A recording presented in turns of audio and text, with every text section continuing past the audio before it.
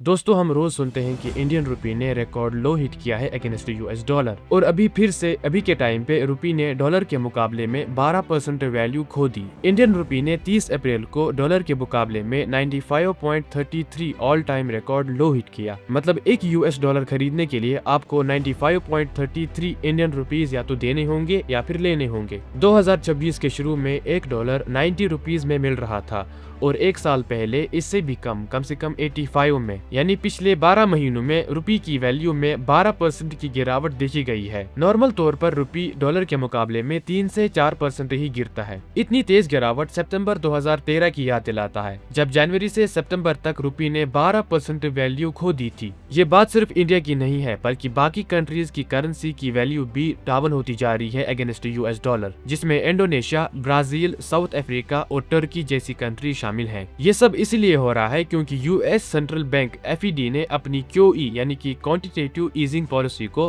Roll back करने का signal दिया था। इसे ऐसे समझो कि दुनिया की सबसे पावरफुल करेंसी डॉलर है और अमेरिका का सेंट्रल बैंक, जिसे एफईडी कहते हैं, जो डॉलर बनाने का सबसे बड़ा बॉस है। अब समझो क्यूई यानी कि क्वांटिटेटिव ईजिंग को। सोचो जरा कि एफईडी ने कहा कि अरे इकोनॉमी को तेज चलाना है, मैं बहुत सारा नया डॉलर छपा देता हूँ। जब एफईडी बहुत सारा डॉलर छपा देता है तो मार्केट में डॉलर महंगा नहीं रहता बल्कि सस्ता हो जाता है। मतलब लोगों को डॉलर उधार लेने के लिए बहुत कम इंटरेस्ट देना पड़ता है और पैसा बहुत सस्ता हो जाता है। और अब ये सस्ता डॉलर लेकर आखिर होता ये है कि इन्वेस्टर्स यानी कि बड़े बड़े पैसे वाले लोग सोचते हैं कि अरे डॉलर तो बहुत सस्ता मिल रहा है, इससे मैं इंडिया, ब्राजील और इंडोनेशिया जैसी कंट्रीज में इन्वेस्ट करता हूँ, जहाँ से मुझे 8 से 10% रिटर्न भी मिल सकता है और मुझे फायदा भी हो जाएगा। तो वो डॉलर उधार लेते हैं और इंडिया में स्टॉक मार्केट, कंपनीज, बॉन्ड्स में इन्वेस्ट कर देते हैं। इससे इंडिया में बहुत सारा डॉलर आता है और रुपी मजबूत रहता है। अब एफईडी की 2013 की कहानी समझो। 2013 में एफईडी ने कहा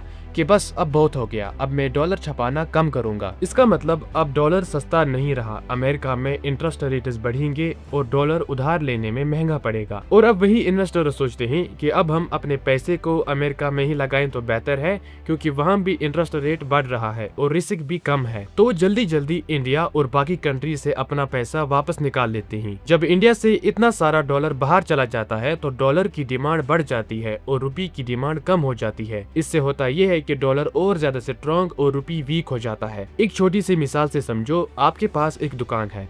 पहले आपके पास लोग बहुत सारे आया करते थे क्योंकि बाहर पैसा सस्ता था और आपकी दुकान में भी पैसा बहुत ज्यादा आता था। फिर बाहर पैसा महंगा हो गया और लोगों ने भी आपके पास आना बंद कर दिया। आपकी दुकान में पैसा कम आने लगता है और आपकी दुकान में जो रुपी है उसकी वैल्यू कमजोर हो जाती है, यानी कि गिर जाती है। अब फिर से शॉर्ट में क्वांटिटेटिव ईजिंग यानी कि क्यूई पॉलिसी को समझो। अमेरिका ने बहुत सारा सस्ता डॉलर छपा दिया था। इन्वेस्टर्स ने वो सस्ता डॉलर लेकर इंडिया में उसे इन्वेस्ट किया और जब अमेरिका ने बोला कि अब सस्ता डॉलर नहीं मिलेगा तो इन्वेस्टर्स ने उस पैसे को वापस निकाल लिया।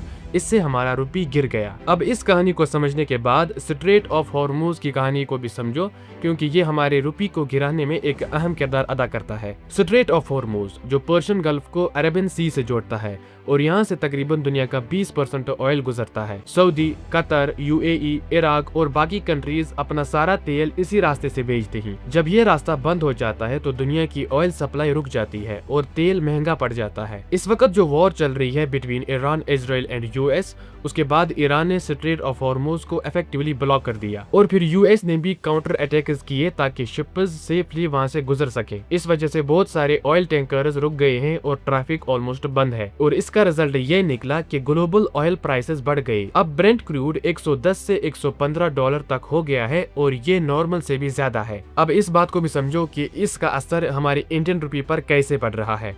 इंडिया दुनिया का सबसे बड़ा ऑयल इंपोर्टर है। ऑलमोस्ट 85 to 90% इंडिया अपना तेल बाहर से ही खरीदता है और वो सारा इसी स्ट्रेट ऑफ हॉर्मुज से आता है। अब इस स्ट्रेट ऑफ हॉर्मुज के ब्लॉक होने के बाद तेल महंगा हो गया और इंडिया को ज्यादा डॉलर खर्च करने पड़ रहे हैं तेल पर। करंट अकाउंट डिफिक्ट बढ़ता है, मतलब हम बाहर को ज्यादा पैसे दे रहे हैं और डॉलर की डिमांड बढ़ जाती है। रुपी की वैल्यू कम हो जाती है, पेट्रोल और डीजल का दाम बढ़ जाता है और इससे गवर्नमेंट और कंपनीज पर बोझ बढ़ता है। एक एग्जाम्पल से समझो, पहले आपके घर में रोज 100 लीटर पेट्रोल खर्च हो जाता था और वो 5000 का था और अब वही पेट्रोल 8000 का हो गया है। अब आपको 3000 एक्स्ट्रा देने पड़ रहे हैं। वैसे ही पूरा मुल्क एक्स्ट्रा डॉलर पे कर रहा है और इससे भी हमारा रुपी वीक हो जाता है। स्ट्रेट ऑफ हॉर्मूज की लड़ाई और टेंशन की वजह से तेल का रास्ता मुश्किल हो गया, तेल महंगा हो गया, कभी वहां पर शिप्स को उड़ा दिया जाता है, कभी कुछ और कभी कुछ। इससे भी बहुत ज्यादा टेंशन हो रहा है पूरे वर्ल्ड पर, और इंडिया को ज्यादा डॉलर खर्च करने पड़ रहे हैं तेल पर, और इससे भी हमारी रुपी जो है उसकी वैल्यू डाउन हो जाती है। आई होप कि आपको ये सारी कहानी समझ में आ गई होगी कि हमारा इंडियन रुपी क्यों गिर रहा है और इसके पीछे क्या रीजन है। और अगर ये वीडियो आपको थोड़ी सी भी इंफॉर्मेटिव लगी हो तो एक लाइक जरूर करें। I will see you in the next time. Thank you.